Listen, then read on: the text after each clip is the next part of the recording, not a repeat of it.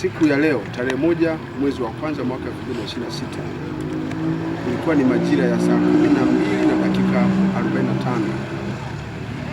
Jeshi la polisi mkoa wa Mwanza tulipata taarifa za kuwepo kwa mlipuko mkubwa uliojitokeza katika eneo hili ambalo ni eneo la Sawa ya Juu katika kata ya Lwanima wilayani Nyamagana, kwenye kibanda cha kahawa ambacho ni mali ya mtu aitwaye Daudi Joseph Baraka. Hiki ni kibanda ambacho hutoa huduma za kinywaji cha kahawa alfajiri kabla watu hawajaingia kwenye majukumu yao ya kila siku. Muda huo nilioutaja alifika mtu mmoja aitwaye Marco Msenyele Mfumadiru, jina maarufu anaitwa Shija. Umri wake ni miaka 52, ni Msukuma. Kazi yake ni kupasua mawe. Kazi yake ni upasuaji wa mawe kwa kutumia vifaa kama nondo na mashoka, lakini wakati mwingine hutumia baruti ambazo hulipua kwa njia za kienyeji. Mtu huyo anaishi maeneo ya Lwanima na hulipua mawe katika maeneo haya ya Lwanima, ambapo eneo hili lina maeneo ya mawe mengi na ni kazi yake ya kila siku ambayo humuingizia kipato kwa ajili ya kusafisha viwanja kabla ya ujenzi.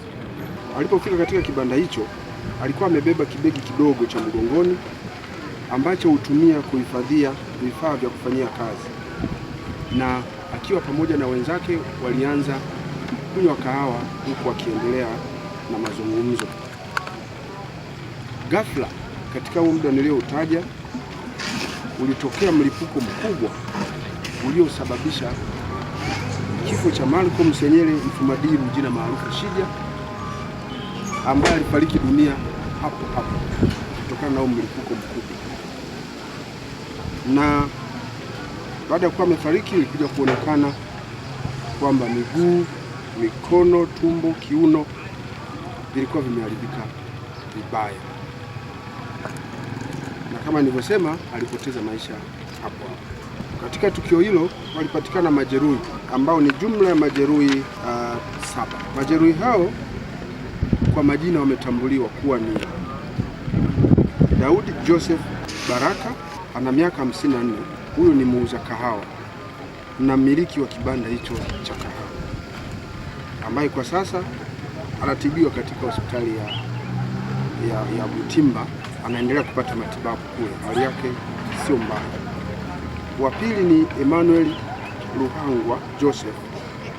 Huyu ana umri wa miaka 40, mkazi wa Sawa. Kazi yake huyu ni fundi ujenzi. Huyu hali yake sio nzuri, amepata huduma ya kwanza, sasa hivi amehamishiwa katika hospitali ya Bugando kwa ajili ya matibabu zaidi. Wa tatu ni Yusuf Rajabu Nasoro, miaka 20, mkazi wa Sawa. Kazi yake pia ni fundi ujenzi. Huyu anaenda kupata matibabu katika hospitali ya Nyamagana Butimba. Wa nne ni Zawadi Simon Ndokeji, miaka 27. Huyu kazi yake ni mamalishe katika vibanda hivi vilivyokuwa karibu na eneo hilo. Makazi yake pia ni Sawa ya Juu, naye anapata matibabu pale Butimba hospitali. Wa tano ni James Hussein, miaka 33. Huyu ni fundi ujenzi, makao yake ni Sawa ya Juu. Wa sita ni Joseph Mayagigwa Engelbert, miaka 22, makao yake ni Sawa ya Juu, naye hali yake sio mbaya, ndio kupata matibabu. Wa saba ni Marco Mahunge Chandanoba, miaka 45. Kazi yake huyu ni sawa na ya huyu marehemu. Kazi yake ni kupasua mawe kwa njia hizo nilizozisema, naye hali yake sio mbaya, anaenda kupata matibabu katika hospitali hiyo. Chanzo cha tukio hilo ni uzembe katika utunzaji wa hizo baruti, kwa sababu marehemu ambaye alikuwa na kibegi ambacho inaonyesha kilikuwa na hiyo milipuko alikaa nacho karibu kabisa na jiko la mkaa lililokuwa na kahawa. Lilivyotokea joto ndipo hali hiyo ikajitokeza. Tunasema ni uzembe kwa sababu alipaswa kujua hizo baruti kwamba zitakiwa kukaa karibu na kitu chenye joto kali, hivyo iliweza kusababisha mlipuko uliotokea moja kwa moja kwenye begi alilokuwa nalo mgongoni, ambaye alikuwa ameliweka chini huko akinywa kahawa, na ndio maana yeye ameumia kiasi kikubwa na hatimaye kupoteza maisha. Jeshi la polisi tumekagua eneo la tukio, lakini tumewashirikisha wataalamu wengine. Tumewashirikisha wataalamu kutoka Jeshi la Wananchi wa Tanzania, lakini tumewashirikisha maafisa wa ofisi ya madini mkoa wa Mwanza. Tumewashirikisha askari wetu wa Jeshi la Polisi ambao ni wataalamu wa milipuko, na Jeshi la Wananchi wa Tanzania wote ni wataalamu wa milipuko. Jeshi la Polisi mkoa wa Mwanza tunatoa wito kuhusiana na tukio hili. Tunatoa wito kwa wananchi wa mkoa wa Mwanza kuendelea kutoa taarifa zinazohusu watu wanaomiliki milipuko na wanaitumia bila kuwa na vibali maalum kutoka kwenye mamlaka zinazohusika.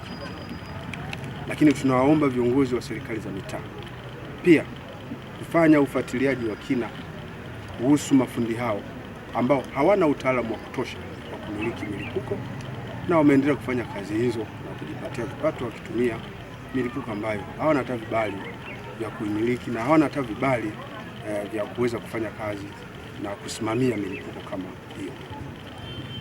Wananchi waendelee kutoa taarifa ili hatua ziendelee kuchukuliwa. Katika sheria yetu ya baruti ya mwaka 1963 inakataza mtu yeyote kumiliki baruti bila kuwa na leseni, na wanaomiliki zile leseni za baruti lazima wao wamesomea, alafu akitoka kule wanapewa mtihani wa kufuzu. Wakionekana wamefaulu ule mtihani wanapewa cheti cha kulipua. Bali na hapo, hawa mauti waliopata hawa hapa hawakuwa na leseni zetu kutoka ofisi ya madini, na tulikuwa tujatoa vibali vyovyote kwao. Kwa hizo baruti wamezipata kwa njia ya chuchu. Waona, hatujua wanazipata kwa njia gani, lakini inaonekana wanazipata sehemu ambako si kwa halali. Ndio maana hawajui sheria sawasawa ya baruti, na wameweza kupita nazo sehemu za joto kali kama hapo kwenye kahawa, na hatimaye zimechaji kwa kutumia lile joto la kahawa, na inaweza kulipuka na kusababisha mauti. Lakini tunaisi jamii inayozunguka maeneo haya, ikiwemo viongozi wa serikali za mitaa, tuwe nao ushirikiano. Wakiona watu wa namna hiyo wanachoronga miamba, wajaribu kuwauliza kama wana leseni, na kama hawana basi watoe taarifa vyombo vya polisi na vyombo vingine vinavyozunguka maeneo haya, ili tuweze kushirikiana kutokomeza hili janga la kutumia baruti holela. Sheria yetu inakataa kutumia baruti bila kuwa na kibali.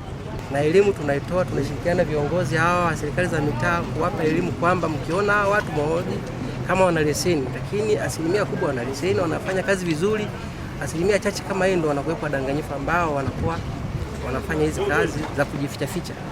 Lakini ufuatiliaji upo na tunafanya kazi kila wakati na tunaelimisha kila siku.